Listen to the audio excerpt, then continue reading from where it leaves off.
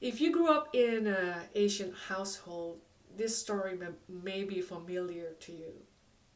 So years ago, my coworkers and I had discussions, and it's just a conversations because we are like among some Asian, and we talk about our childhood, and then we come up with what worst thing that your Asian mom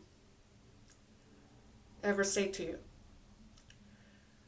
So my friend who grew up, who was born in Hong Kong and came with his family when he was 9, told us a story. His mom usually went to Hong Kong and stay for 2-3 months every year. And one day he went to the airport to pick up um, his mom.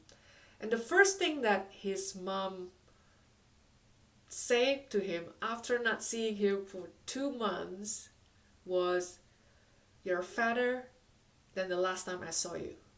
And we all laugh because it sounds very familiar. When I grew up, my mom was very concerned about my hair. See, I used to have big wavy hair. I kind of lost it already, but I used to have big wavy hair and it's fussy.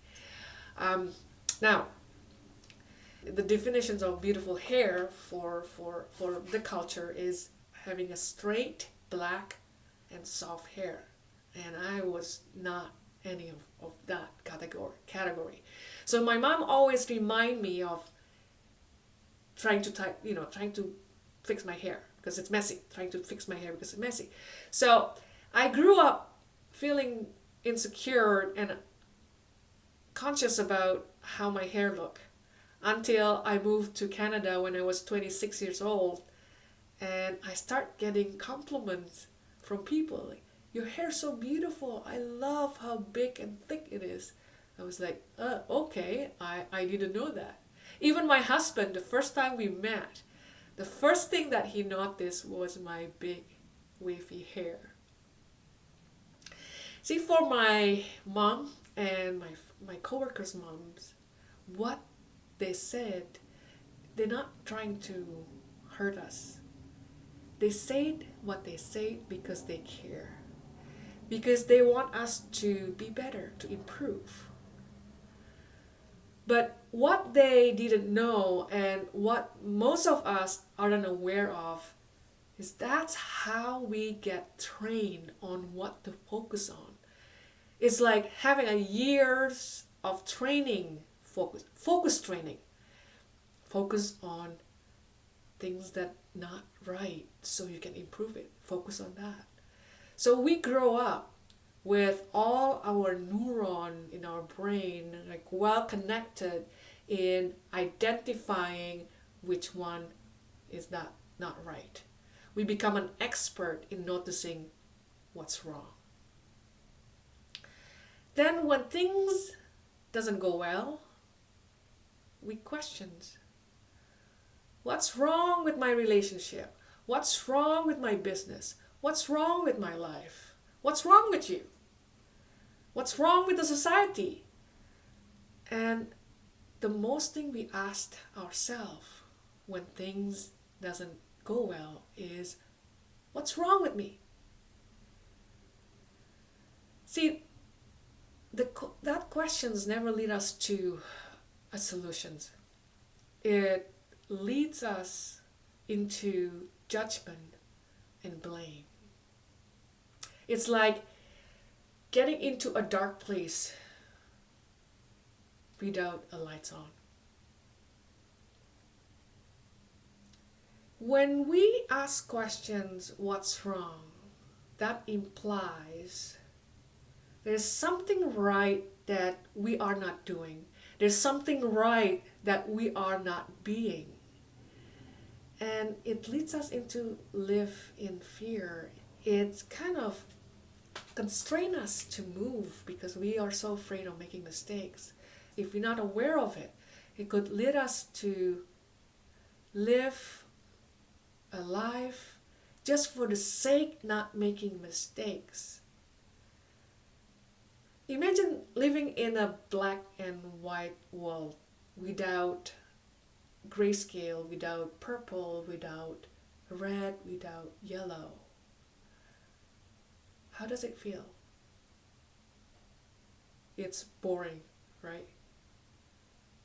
And sometimes that's how we see our world, black and white, and it becomes boring.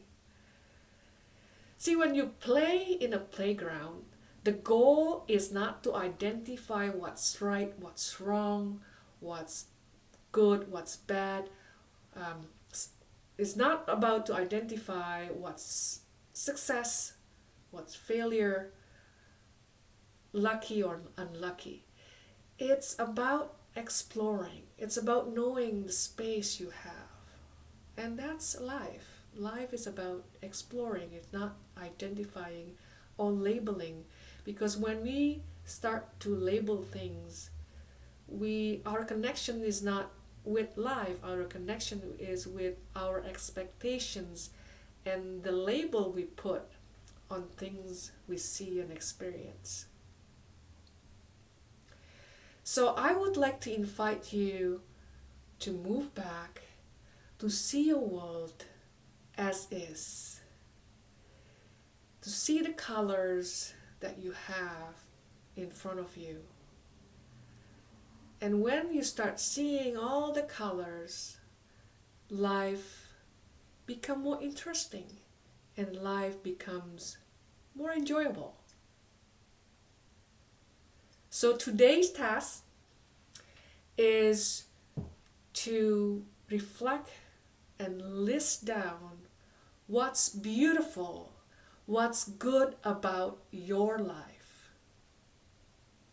And while you write it down, when you write down things and feel it, maybe there is a sense of gratitude, a little bit, maybe a lot. And notice that. And you may say, okay, what's good about my life, what's beautiful about my life are my children, are my marriage or relationship. But don't stop there. Don't stop there. Go in and see what's good about you, what's good about things in you, here,